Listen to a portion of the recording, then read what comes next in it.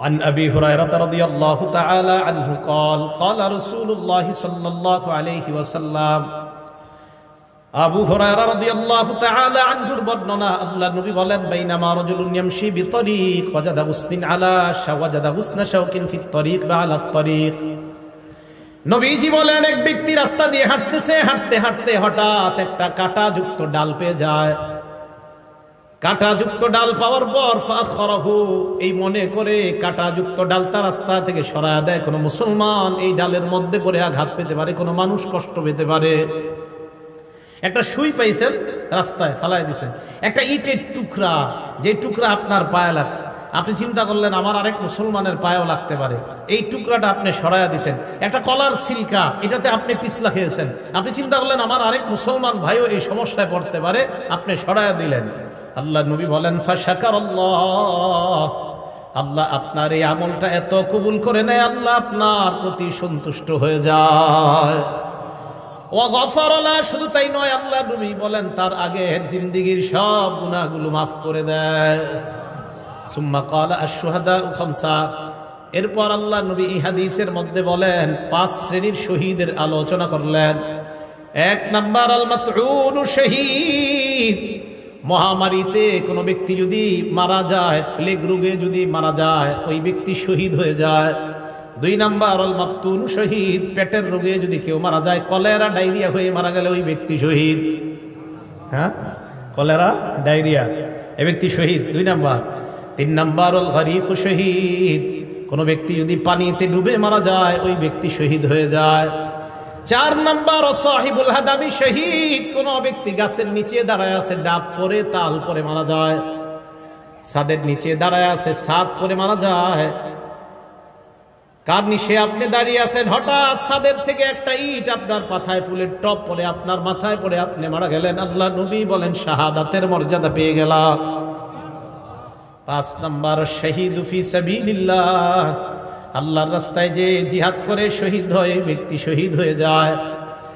হাদিসের শেষে আল্লাহ নবী বলেন দুনিয়ার মানুষ তোমরা জানো, লাউ ইয়ালামুন নাস মা ফিন নিদাই ওয়াস সাফিল আউয়াল, মানুষ যদি জানতো প্রথম কাতারে নামাজ পড়ার কি উপকারিতা, আর আজান দেওয়ার মধ্যে নামাজ আর আজান দেওয়ার মধ্যে কি উপকার, মানুষ যদি জানতো প্রথম কাতারে নামাজের কি ফায়দা, আজানের কি ফায়দা, সুম্মা লাম ইয়াজিদু ইল্লা আইয়াস্তাহিমু আলাইহি লাস্তাহামু আলাইহি, মানুষ যদি প্রথম কাতারের ফজিলত জানতো, লটারি করে হলেও মানুষ যুদ্ধ করে হলেও প্রথম কাতারে নামাজ পড়ার চেষ্টা করত। আর যদি আজানের ফজিলত জানতো, লটারি করে হলেও নিজের নাম লিস্টের মধ্যে এনে মুসলমান আজান দেওয়ার চেষ্টা করত। তাহলে আপনারা যদি জানতেন ফজিলত, নবীজি বলেন মানুষ বুঝতেছে না কেন যে প্রথম কাতারের ফজিলত, আজানের কি পরিমাণ ফজিলত, এগুলা মানুষ খুব মুয়াজ্জিনের অপেক্ষায় থাকে। আমাদের সকলকে আল্লাহ সহি শুদ্ধভাবে আজান শিখে এই আজানের আমল যেন আমরা করে আল্লাহর কাছ থেকে এই ফজিলত অর্জন করতে পারি, আল্লাহ তৌফিক দান করেন। সবাই আজান দেওয়ার নিয়ত হয়েছে তো ইনশাআল্লাহ? এগুলো 2 নাম্বার। 3 নাম্বার, আজান যে ব্যক্তি দেয় কিয়ামতের ময়দানে তার গলা সবচেয়ে লম্বা হবে। মানে কি জিরাফের মতো? হ্যাঁ, মন দিয়ে শোনেন। মুসলিম শরীফের 387 নাম্বার হাদিস, 387, আমাদের মাদ্রাসা সিলেবাস অনুযায়ী 387, মোট হাদিস সংখ্যা হবে 3033টা। এই হাদিসের বর্ণনাকারী তলহা ইবনে ইয়াহইয়া। এই তলহা ইবনে ইয়াহইয়া ওনার চাচা থেকে বলেন, ওনার চাচা বলেন কুনতু ইনদা মুআবিয়া ইবনে আবি সুফিয়ান রাদিয়াল্লাহু তাআলা আনহুমা। তলহা ইবনে ইয়াহইয়া বলেন আমার চাচা ইমাম মুআবিয়া, আমির মুআবিয়ার কাছে ছিলেন। ফাজাআহুল মুয়াজ্জিন, মুয়াজ্জিন আসছে ইয়াদউহু ইলাস সালাহ। মুয়াজ্জিন আইসা কয়, আমির মুআবিয়াকে বললেন নামাজের সময় হয়েছে, মসজিদে চলেন। আমির মুআবিয়া বললেন মুয়াজ্জিন দাঁড়াও। সামি'তু রাসূলুল্লাহি সাল্লাল্লাহু আলাইহি ওয়াসাল্লাম ইয়াকুল, আমি আল্লাহর নবীকে বলতে শুনেছি, আল মুয়াজ্জিনুনা আতওয়ালুন নাসি আ'নাকাই ইয়াউমাল কিয়ামাহ, কিয়ামতের ময়দানে মুয়াজ্জিনের গলাটা কোটি কোটি মানুষের মাঝে লম্বা হয়ে যাবে। লম্বা দ্বারা কি উদ্দেশ্য মনে রাখবেন? 2টা। 1 নাম্বার, আকসারুন নাসি মুতাশাউফান বা তাশাউফান ইলা রাহমাতিল্লাহ, কিয়ামতের ময়দানে মুয়াজ্জিন অন্যান্য কোটি কোটি মানুষের চাইতে আল্লাহর রহমতের অধিক প্রত্যাশী হবেন। এক, মুয়াজ্জিন আশায় থাকবে যে আমি মুয়াজ্জিন ছিলাম দুনিয়াতে, কিয়ামতের মাঠে আমি রহমতের বেশি প্রত্যাশী। নবী বলেন এই লম্বা গলা দ্বারা এটা উদ্দেশ্য। দুই নাম্বারটা বুঝেন কি? দুই নাম্বার, এক নাম্বারটা আরেকটু বুঝেন। লিআন্নাল মুতাশাউইফা ইউতিলু উনুখা ইলা মা ইয়াতাতাল্লাউ আলাই। যেই ব্যক্তি আকাঙ্ক্ষা করে কোনো জিনিসের, ওই ব্যক্তি তার আকাঙ্ক্ষিত বস্তুটার দিকে গলাটা এইভাবে বাড়ায়া তাকায়। যেই ব্যক্তি কোনো জিনিসের আকাঙ্ক্ষা করে, আগে তো রেজাল্ট বের হইতো বোর্ডে, এখন তো মোবাইলে বের হয়ে যায়।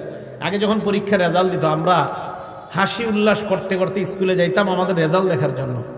তো যাওয়ার পরে মনে করেন কারো 1, 2, 3-এর মধ্যে আসছে যারা, ওই 3 জন কি করে আপনার সবার মাঝে এইভাবে গলাটা সামনে বাড়ায়া দিতে চায় তার রেজাল্টটা দেখার জন্য।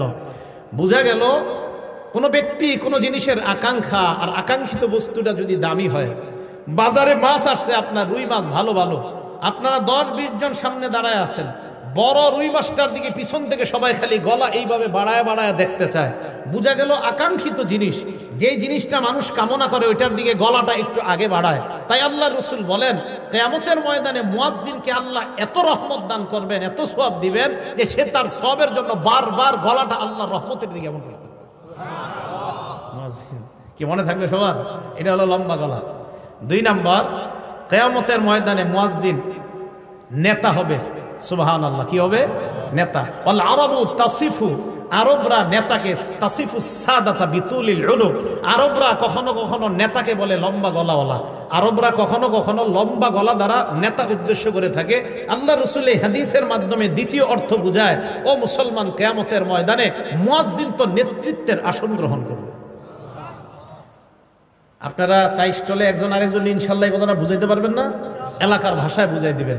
আমরা গীবত শেখায়ত করব না, আমরা এইগুলো আলোচনা করব ইনশাআল্লাহ। আল্লাহ আমাদেরকে তৌফিক দান করেন।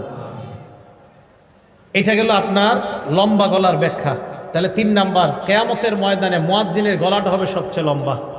4 নাম্বার ফজিলত, আশ-শাইতানু ইয়াফিরু মিনাল আযান, আজান দিলে শয়তান দৌড়ায় পালায়। সুবহানাল্লাহ, আজান দিলে শয়তান দৌড়ায় পালায়। এখন একটা হাদিস শোনাবো, হাদিস শোনার পরে সত্যি করে বলবেন আপনাকে এই অবস্থা হয় কিনা। আগে হাদিসটা শুনেন। সহিহ বুখারী হাদিস নাম্বার 608 নাম্বার হাদিস। এই হাদিসের বর্ণনাকারী আবু হুরায়রা রাদিয়াল্লাহু তাআলা আনহু, তিনি বলেন, আন আবি হুরায়রা রাদিয়াল্লাহু তাআলা আনহু قال قال رسول الله صلى الله عليه وسلم إذا نودي للصلاة أدبر الشيطان وله درات। আজান যখন দেওয়া হয় শয়তান পিছনের রাস্তায় হাওয়া ছাড়তে ছাড়তে পালায়। সুবহানাল্লাহ। হাত্তা লা ইয়াসমা'ু আত-তাযীন, এমন দূরত্বে চলে যায় যে দূরে গেলে আর আজান শোনা যায় না। এই জন্য মাইকের আজানের আওয়াজ যত দূরে যাবে শয়তান এই পরিমাণ দূরে চলে যায় যেন আর আজানের